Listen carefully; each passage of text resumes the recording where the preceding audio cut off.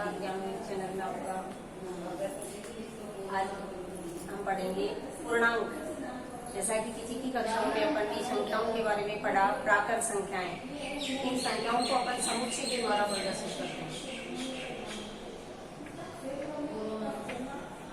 एक समुच्चय के रूप में दर्शाते हैं, यानी जिसको मसले कोष्ठक में प्रदर्शित करते हैं। जैसे पहले की कक्षाओं में अपन ने पढ़ा प्राकृत संख्याएं।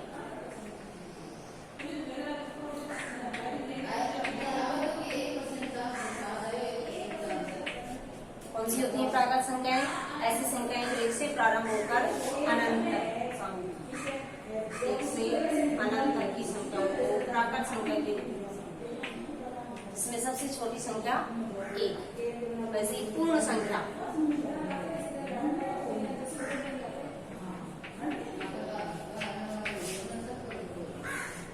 प्राकृत संख्याओं में जीरो को शामिल करने पर जो संख्याएं होती है वो कौन सी संख्याएं होती है? पूर्ण संख्याएं, नंबर्स।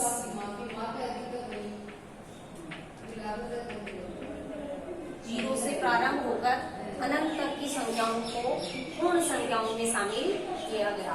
यानी जीरो से प्रारंभ होती है सबसे छोटी पूर्ण संख्या कौन सी होती है? जीरो। जीरो से प्रारंभ होकर अनंत तक की संख्याएं पूर्ण संख्याएं कहलाती है। इसी प्रकार अपन लेंगे पूर्णांक संख्याएं, यानी जिन पूर्ण संख्याओं में ऋणात्मक संख्या को भी शामिल करें, यानी जिसमें धनात्मक संख्या, ऋणात्मक संख्या, पूर्णांक। जीरो से अनंत तक धनात्मक संख्याएं और जीरो से अनंत तक ऋणात्मक संख्याएं, यानी पूर्णांक संख्याएं कौन सी होंगी? जिनमें धनात्मक संख्या और ऋणात्मक संख्या शामिल हो, वो संख्या पूर्णांक संख्याएं कहलाती हैं। पूर्णांकों में यानी जीरो से धनात्मक संख्याओं में भी अनंत तक और ऋणात्मक संख्याओं में भी अनंत तक। जीरो के दाईं तरफ, दाईं ओर धनात्मक संख्याएं,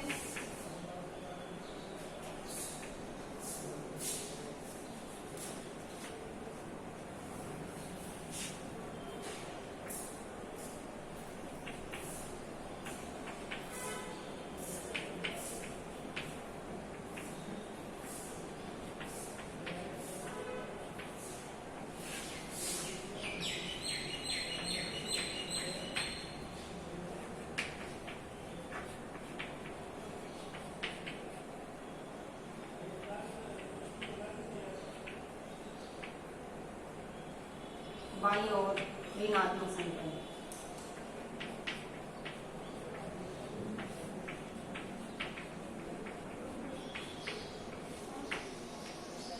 तो ऐसी संख्याएं जिसमें धनात्मक और ऋणात्मक संख्याएं शामिल या पूर्ण संख्याओं में ऋणात्मक शामिल की जाए, ऋणात्मक संख्याएं शामिल की जाए तो संख्याएं पूर्णांक संख्याएं बनती है। जिसमें दाईं तरफ यानी जीरो की दाईं तरफ अपने धनात्मक संख्या दर्शाते हैं, जीरो के बाईं तरफ ऋणात्मक संख्याएं। जैसे अपन संख्या रेखा पर प्रदर्शित करें, यानी पूर्णांक संख्याओं को संख्या रेखा पर प्रदर्शित करने के लिए अपन संख्या रेखा पर प्रदर्शित करें।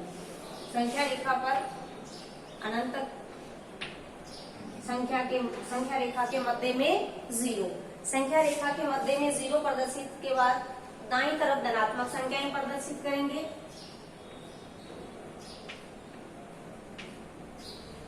बाईं तरफ ऋणात्मक संख्या।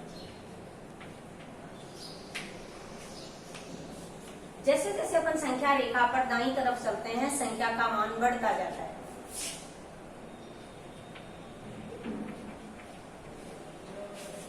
यानी पूर्णांक संख्याओं में अपन दाईं तरफ चलते हैं, संख्या का मान बढ़ता है। यानी ऋणात्मक संख्या, धनात्मक संख्या, जीरो, इनमें कौन सी संख्या बड़ी है, कौन सी संख्या छोटी? तो जैसे जैसे अपन दाईं तरफ बढ़ेंगे संख्या रेखा पर, संख्या का मान बढ़ता जाता है। तो धनात्मक संख्याएं बड़ी संख्याएं हैं, जीरो से भी बड़ी है। ऋणात्मक संख्या जीरो से भी छोटी है। तो जैसे जैसे अपन संख्या रेखा पर बाईं तरफ चलते हैं, बाईं ओर घटता है।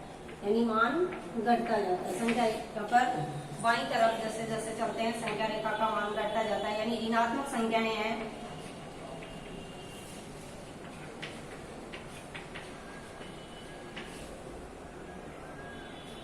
ऋणात्मक संख्याओं का मान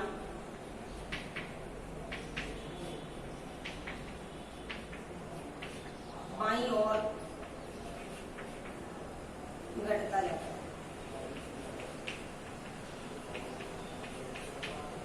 तो संख्या के ऋणात्मक, धनात्मक, जीरो, इन सभी संख्याओं को आरोही और अवरोही क्रम अपन इस संख्या रेखा की सहायता से लिख सकते हैं, यानी संख्याओं का छोटा या बड़ा क्रम इस प्रकार से प्रदर्शित करेंगे। कौन सी संख्याएं छोटी है, कौन सी संख्याएं बड़ी। तो धनात्मक संख्याएं हमेशा ऋणात्मक संख्याओं से बड़ी होगी, ऋणात्मक संख्याएं जीरो से भी छोटी है, तो धनात्मक संख्याओं से छोटी है। यानी इन संख्याओं को क्रम में प्रदर्शित कैसे करते हैं, संख्याओं का आरोही अवरोही क्रम।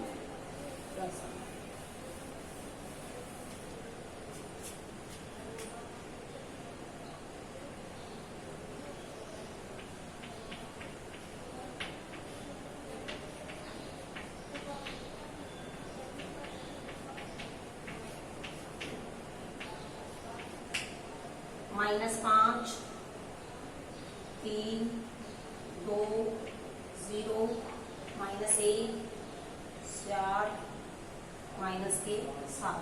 इन संख्याओं को आरोही क्रम में किस प्रकार प्रदर्शित करेंगे। आरोही क्रम यानी बढ़ता हुआ क्रम। सबसे पहले छोटी संख्या, तो इनमें सब में सबसे छोटी संख्या कौन सी है, यानी ऋणात्मक संख्याओं में जैसे जैसे अपन बाईं तरफ बढ़ते हैं संख्या का मान घटता जाता है, यानी -7, -5 के बाईं ओर। जैसे अपन संख्या रेखा पर प्रदर्शित करेंगे 0 धनात्मक संख्याएं,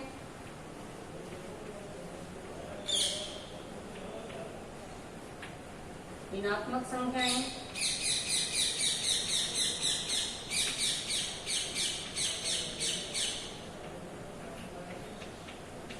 यानी माइनस के 7 है वो संख्या रेखा पर किस तरफ है, -5 के दाईं ओर। यानी जैसे जैसे इसका मान ज्यादा होगा ऋणात्मक संख्याओं में वो संख्या उससे छोटी होगी। तो -7 -5 से छोटी संख्या, तो सबसे छोटी संख्या कौन सी है, ऋणात्मक संख्याएं सबसे छोटी होंगी। ऋणात्मक संख्याओं में भी -7 सबसे छोटी संख्या। -5 माइनस की संख्या, -1, 0 धनात्मक संख्याओं में 2, 3, 4 आरोही क्रम।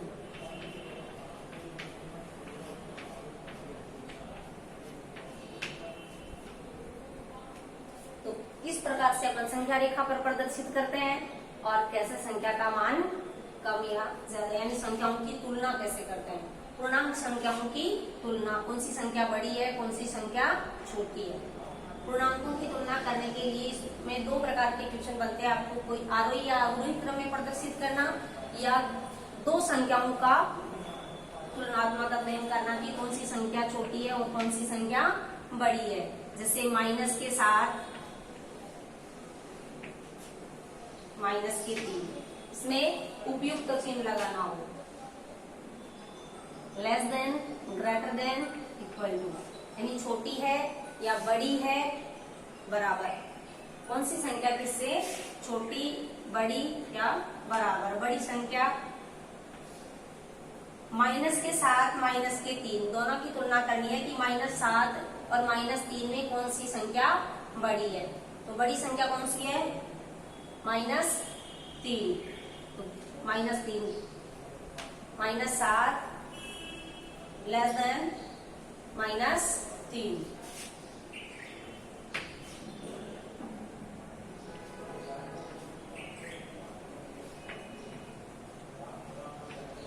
-5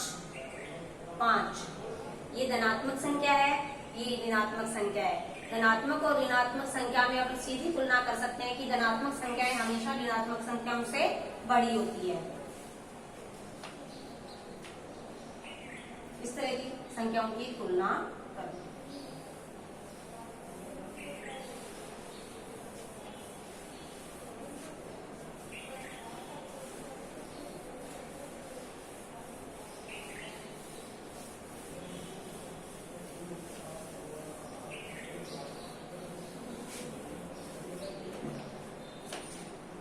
पूर्णांक संख्याओं का गुणनफल।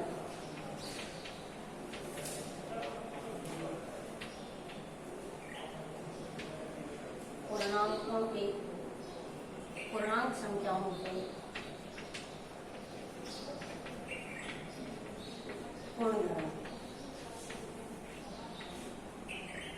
गुणधर्म में अपन लेंगे इनकी संक्रियाएं किस, या जैसे संवृत्त का है, संवृत्त गुण कौन सा होता है, जिसमें अपन दो संक्रियाएं के साथ जिन दोनों संख्याओं के मध्य में अपन संक्रिया करवाई जाती है तो पुनः वही संख्या प्राप्त होती जाती है, यानी एक सर्किल केस में चलती है। जिन दो संख्याओं के बीच में, जैसे योग के लिए लें पूर्णांकों का योग, संवृत्त गुणधर्म, संवृत्त गुण, पूर्णांकों का योग के लिए संवृत्त गुणधर्म, यानी दो पूर्णांक संख्याओं को जोड़ने पर पूर्णांक, पहली पूर्णांक संख्या दूसरी भी अगर पूर्णांक संख्या हो, यानी दो पूर्णांकों को जोड़ने पर जो संख्या प्राप्त होती है, यानी दो पूर्णांकों को जोड़ें तो पूर्णांक संख्या ही प्राप्त होगी। तो योग के लिए संवृत्त गुणधर्म है जैसे -5 प्लस -3, दोनों संख्याओं को जोड़ने पर -8, यानी ये भी एक ऐसी संख्या है पूर्णांक संख्या। -5 प्लस -3, यानी दो पूर्णांक संख्याओं को जोड़ने पर एक पूर्णांक संख्या प्राप्त हुई। तो दो पूर्णांकों को जोड़ने पर एक पूर्णांक संख्या प्राप्त होती है, यानी उसी सर्किल में चल रही है। पूर्णांकों को जोड़ने पर पूर्णांक संख्या ही प्राप्त हो रही है। पूर्णांक संख्या में एक पूर्णांक संख्या जोड़ने पर पुनः पूर्णांक संख्या प्राप्त हुई, यानी संवृत्तता का गुणधर्म का पालन हो रहा है। संवृत्तता योग के लिए संवृत्त है,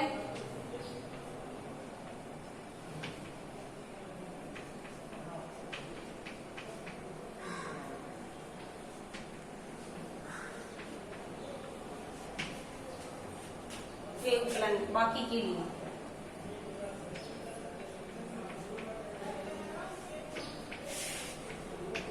दो पूर्णांक संख्याओं को घटाने पर ऐसी संख्या प्राप्त होती है, जैसे -5 माइनस के 3, -5 -5 में से -3 घटाने पर तो -5 माइनस प्लस 3 यानी -2 कैसी संख्या है, पूर्णांक संख्या। तो दो पूर्णांकों को घटाने पर पूर्णांक संख्या प्राप्त होती है, यानी योग बाकी के लिए भी संवृत्त है। पूर्णांक संख्या का व्यवकलन में भी संवृत्त गुणधर्म का पालन होता है। संवृत्त गुणा के लिए, यानी गुणन की क्रिया, दो पूर्णांकों का गुणनफल -5 गुणा -3 माइनस प्लस 15, ये भी पूर्णांक संख्या है। तो गुणा के लिए भी संवृत्त गुणधर्म का पालन।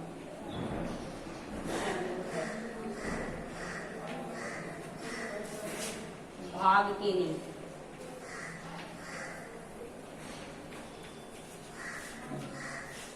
-5 भाग कोई भी संख्या ले सकते हैं, ये संख्या से भी प्रदर्शित कर सकते हैं, जैसे -2, -5 भाग -2,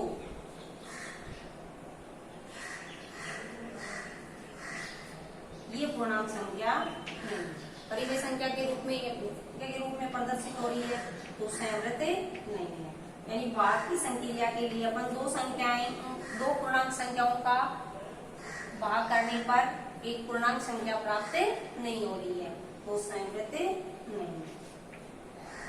पहला गुणधर्म दिया अपन ने संवृत्त गुण, योग के लिए संवृत्त है, बाकी के लिए व्यवकलन के लिए संवृत्त है, गुणन क्रिया गुणन में ही संवृत है, भाग में संवृत नहीं है।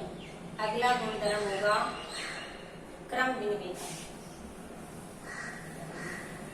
जैसे संवृत में लिया, दो पूर्णांकों की संक्रिया से पूर्णांक संख्या प्राप्त हो, तो कैसा गुणधर्म था?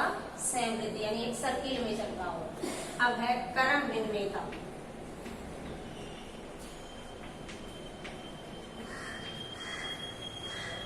क्रम विनिमेयता का मतलब क्रम बदलने पर भी वही संख्या प्राप्त होती हो, यानी क्रम विनिमेयता का गुण, क्रम एक दूसरे में पलट दें, क्रम बदलते हैं तो भी समान परिणाम प्राप्त होता हो, वो गुणधर्म क्या कहलाता है?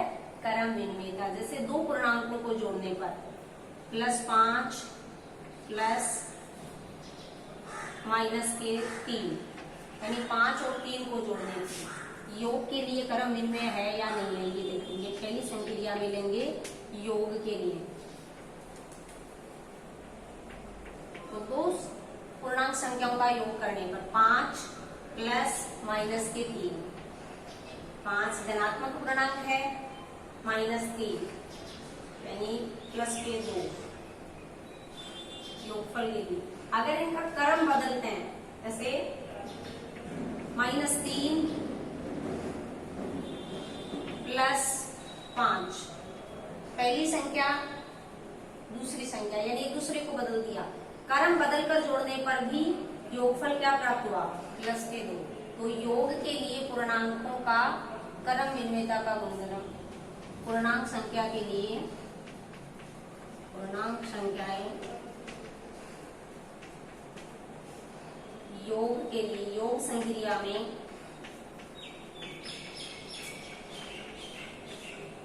क्रम विनिमय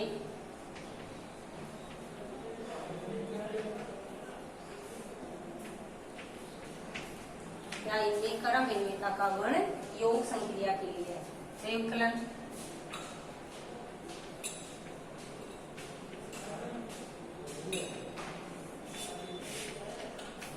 दो पूर्णांकों की बात, -5 -3, दो पूर्णांकों को घटाने पर क्रम विनिमय है या नहीं? -5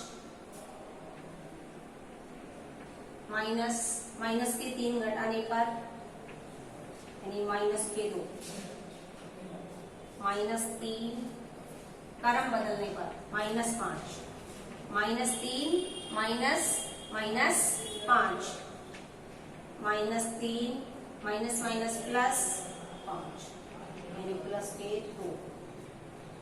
तो क्रम विनिमेयता के लिए, यानी बाकी के लिए क्रम विनिमेयता का गुणधर्म पालन नहीं कर रही है।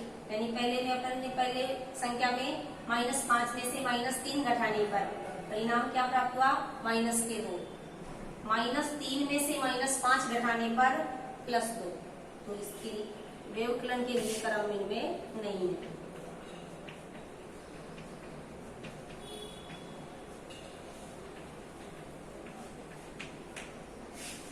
गुणन के लिए, यानी गुणा -5 गुणा -3, प्लस के 15, या -3 गुणा -5, -15। गुणन के लिए क्रम विनिमय है।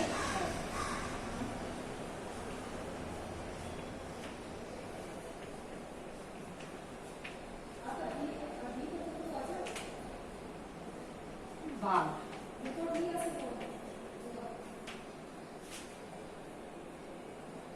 -5 भाग -3, -5 भाग -3, या -3 भाग -5, तो -3 भाग -5, इसमें 5/3, इसमें प्राप्त हो रहा है 3/5, माइनस प्लस, यानी -5 में -3 का भाग देने पर 5/3, -3 में 5 का भाग देने पर प्लस के 3/5, समान परिणाम प्राप्त नहीं हो रहा है, तो भाग के लिए क्रम विनिमय नहीं है।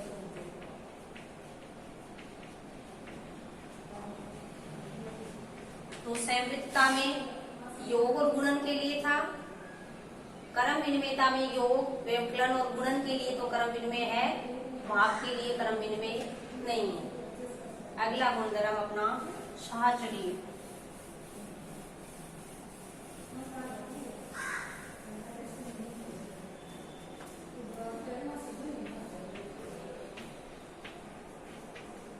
साहचर्यता का गुण है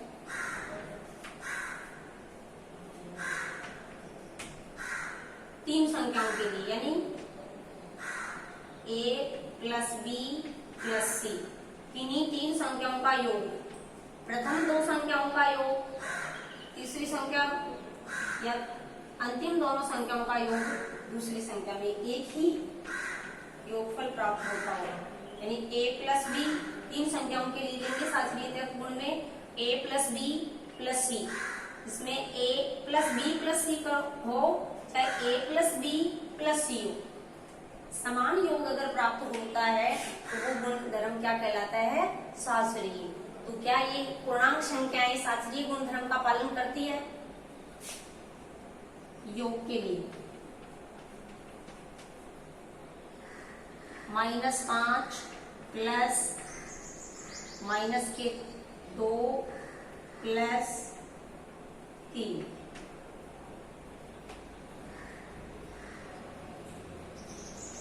-2 प्लस 3 यानी -5 प्लस 2 -3 प्लस के योग करने पर +1 यानी -4। अगर पहली संख्या में दूसरी दोनों संख्याओं का, अंतिम दोनों संख्याओं का योग जोड़ने पर क्या प्राप्त हुआ? -4, -5 प्लस -2 प्लस 3 यानी -5 और 2 को जोड़ेंगे -7 प्लस 3 यानी -4। पहली संख्या में अंतिम दोनों संख्याओं का योग वही प्राप्त हो रहा है जिसमें पहली दोनों संख्याओं का योग में तीसरी संख्या का योग करने पर प्राप्त हो रहा है। तो साहचर्यता का गुणधर्म योग के लिए है, यानी साहचर्य है।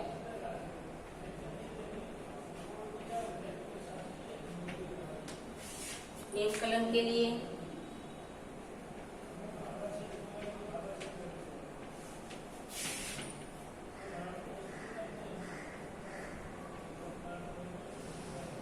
घटाने पर दो संख्याओं के लिए है, तो गुणन के लिए दो संख्याओं का होगा साहचर्यता गुणधर्म अपना तीन संख्याओं में, प्रथम दो संख्याओं का तो गुणा का गुण। गुणन के लिए -5 गुणा -2 गुणा +3। पहली दोनों संख्याओं का गुणा अंतिम संख्या से,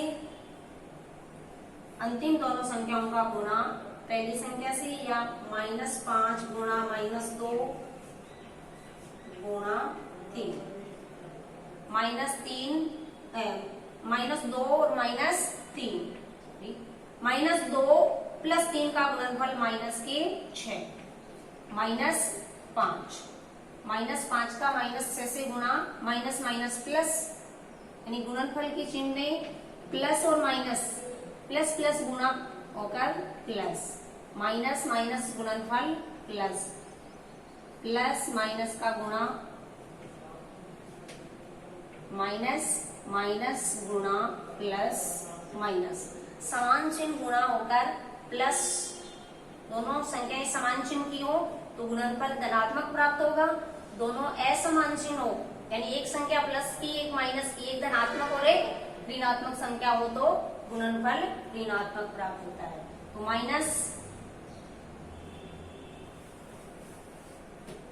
-5 गुणा -6 प्लस के 30, -5 और -2 को गुणा किया, माइनस माइनस प्लस के 10,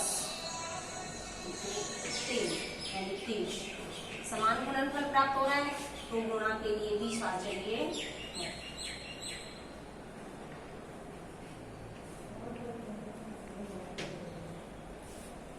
ये गुणधर्म, संख्याओं के गुणधर्म के आधार पर अपन इनकी योग और गुणन की संक्रिया सरलता से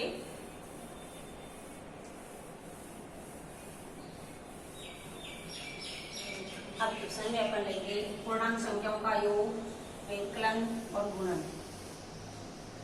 योग में अपन समान चिन्ह की संख्याएं जुड़ती है, असमान चिन्ह की संख्या घटती है। पूर्णांकों का योग करते हैं, पूर्णांकों का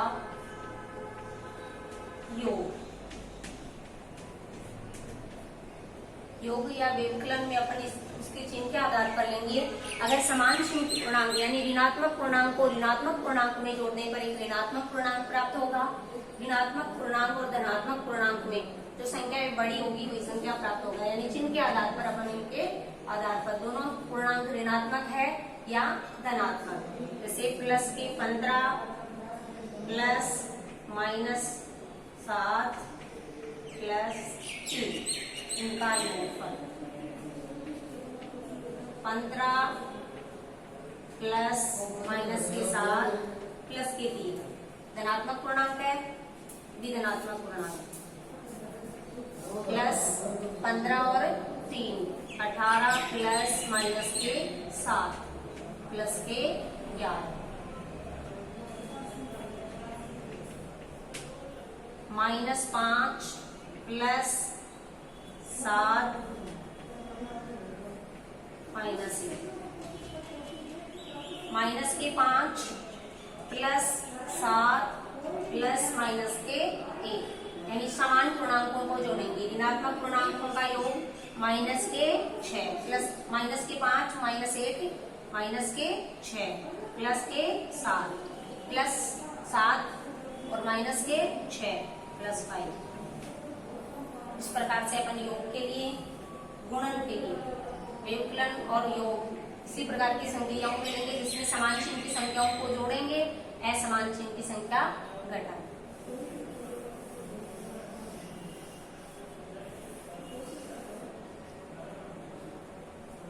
पूर्णांकों का गुणा।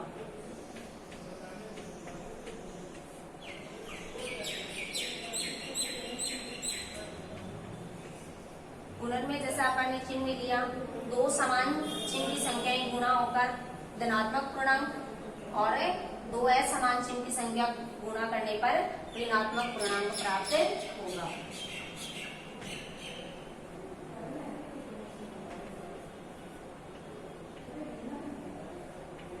पंद्रह गुणा माइनस के 3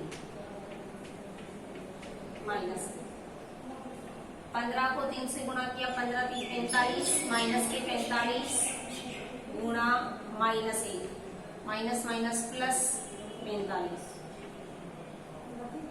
तो धनात्मक और ऋणात्मक पूर्णांक संख्याओं का यानी चिन्ह सहित गुणनफल करेंगे। पहली संख्या प्लस की, प्लस और माइनस गुणा में माइनस के 45 माइनस 1 को गुणा किया, माइनस माइनस प्लस प्लस के 45। दूसरा एग्जाम्पल 4 गुणा माइनस के 2 गुणा माइनस के 6 -4 गुणा -2 गुणा -6 -4 को -2 से गुणा किया, माइनस माइनस प्लस 4 को 2 से गुणा किया 8 गुणा माइनस के 6 प्लस और माइनस गुणा होकर -6 को 8 से गुणा किया 48।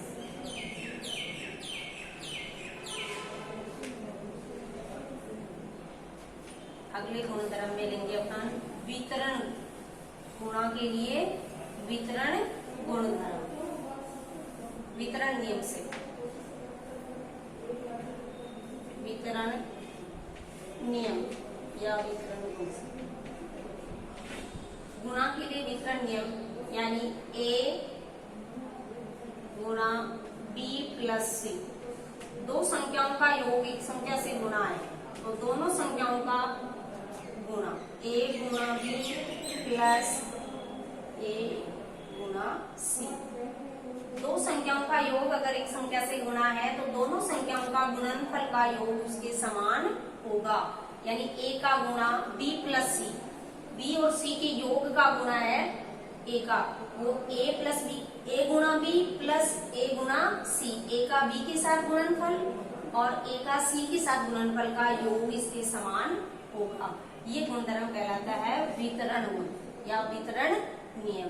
इसके आधार पर अपन संख्याओं को सरल करेंगे। 106 गुणा 5, 106 गुणा 5, यानी इसको अपन वितरण गुणधर्म के आधार पर या वितरण नियम के आधार पर सरल कर सकते हैं। 106 को 100 प्लस 6 गुणा 5, 100 को 5 से गुणा, यानी 100 गुणा 5 प्लस 6 गुणा 5, 500 प्लस 30, 530। 106 का 5 से गुणनफल 530। इसको अपन वितरण नियम के आधार पर सरलता से हल कर सकते हैं।